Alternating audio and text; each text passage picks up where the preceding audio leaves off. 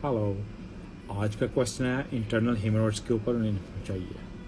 Hemorrhoids, बवासीर, piles, ये इसको हम चार स्टेज में इसको डिवाइड करते हैं। दो इंटरनल होती हैं, दो एक्सटर्नल होती हैं। इंटरनल में ये होता है कि आपके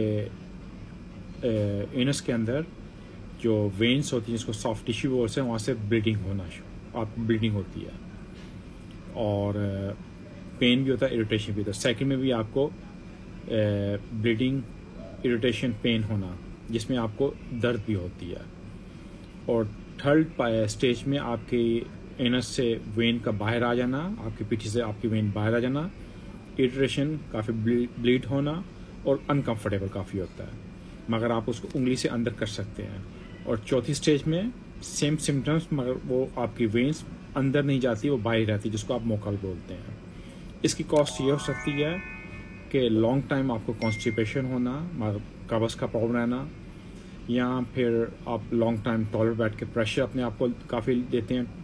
या थर्ड ये होता है प्रेगनेंसी की वजह से मोस्टली फीमेल को हेमोरॉइड्स हो जाता है। ये सब इसकी कॉस्ट हो सकती हैं। और इसको ट्रीट कैसे कर सकते हैं? इसकी ट्रीटमेंट जो इंटरनल होती है, इसमें जो आजकल डॉक्टर वे में रबर बैंड, वो एक पेन नुमा होता है, वो आपके पिठी, आपके एनस के अंदर डालते हैं और वो रबर जो आपकी वेन्स ब्लीडिंग होती है उस पर लगा देते हैं, जिससे वो ब्लीडिंग रुक जाती है और कुछ ही टाइम में वो रिकवर हो जाता है। सेकंड फिर होता है उसको इंजेक्शन लगता है, स्केलर थेरेपी इसको बोलते हैं, स्केलर थेरेपी बोलते हैं, उससे भी वो ट्रीट करते हैं। थर्ड होता है सर्जरी।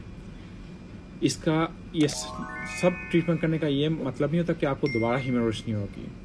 इसको यानी कि ट्रीट करने के लिए आपको एक हेल्थी लाइफस्टाइल लेके चलना है। मोर ग्रीन वेजिटेबल, फ्रूट, फाइबर ज़्यादा लेना है, लिक्विड ज़्यादा लेना है, आपको प्रोबायोटिक्स का इस्तेमाल कीजिए, आपको कब्ज़ का प्रॉब्लम ना हो, आपके टूल जो है, आपकी पॉटी जो है सॉफ्ट रहे, इसकी आपको हेल्प करती हैं। और इसके अलावा मार्केट के अंदर क्रीम्स भी आई हुई हैं काफ़ी, लाइक किसी मेडिकल स्टोर से बाय कर सकते हैं कोई भी क्रीम्स जो आपको लाइक स्टेज 1, स्टेज 2 में आपको हेल्प कर सकती हैं। ये क्रीम्स होती हैं, ऐसी होती हैं, उसके ऊपर एक कानून लगता है, ये लगा के आप अपनी पिठी के अंदर करते हैं और दिन में 2 या 3 बार ये अप्लाई करते हैं। और इससे क्या होता है कि फर्स्ट आपके अंदर हाइड्रेट होता है, मॉइस्चराइजिंग होती है, इन्फ्लेमेशन ख़त्म होती है, इरिटेशन और पेन और ब्लीडिंग भी रुकती है आपकी इससे।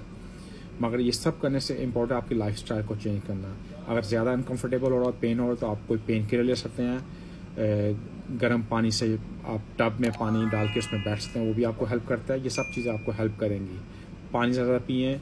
अगर काफ़ी अनकंफर्टेबल हो, अपने डॉक्टर से या अपने फार्मासिस्ट के पास जाएं, वो आपको अच्छा ट्रीटमेंट बताएंगे इसके बारे में। इसका